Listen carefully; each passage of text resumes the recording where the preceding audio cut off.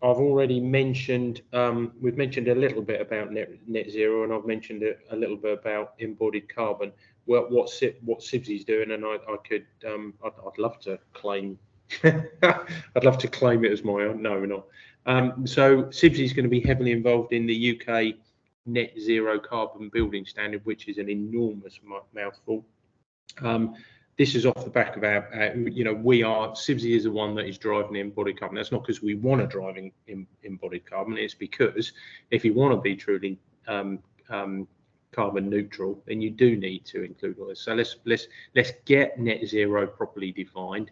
So net zero carbon standard is going to do exactly that.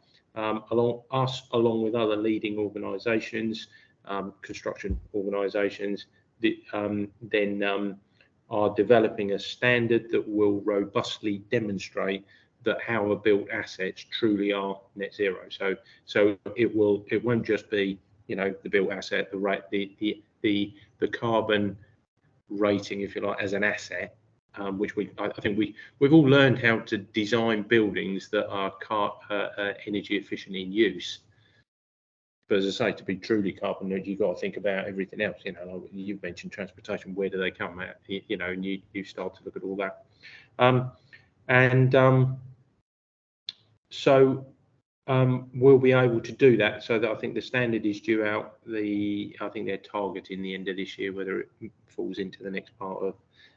Once we've got the standard, there's going to be plenty of further work to do to upskill our workforces, to make sure that it sticks, because this is in response to, because the government won't legislate, so industry is bringing it forward.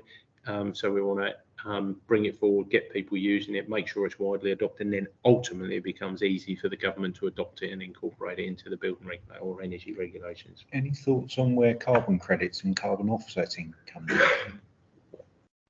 Carbon offsetting is an interesting one, which isn't the entire answer. Yeah. And I can see you smiling, so yes, thanks for that. It has a role. I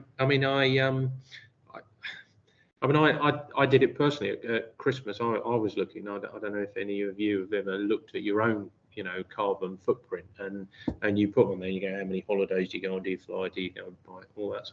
And so I did that, and I looked at and there's different carbon things. The problem with carbon, and I did it, by the way. Neutral. But it's well, yeah. But what does it mean?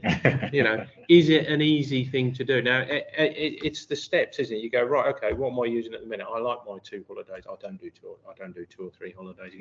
I'm not a big holiday, But it's if you want to do that, the easy thing to do is just plow a load of money into a carbon offset and say, job done. But you actually need to look at what you're doing, look at what you can do. So, and it's a silly thing, but I would urge you, if you get a chance, to have a little look, because it is quite holistic in terms of, it's like, what do you do? And you go, well, okay, what sort of house do you live in? Do you, and what's your form with gas, and then it says, have you got loft insulation, all the things you would expect, and then it goes, how many times do you go on holiday? Do you fly? Do you go on your bike? Whatever. And then what do you eat? How many times do you have meat? How times that? So it's a real. But you need to look at what do you do, and then it challenges you to say, well, do you need to do those things? What would you be prepared to do? And then a lot of people might go, well, I don't want to compromise at all. Just do the carbon offsetting. But if you can make it a little bit better, it's a little bit like the whole fabric first thing, isn't it? You drive what you can, do the reasonable, pragmatic, cost-effective things that aren't, and then look to, and then pick an offsetting scheme that is a proper offsetting scheme. That answers your question. Yeah, absolutely. Yeah, thank you.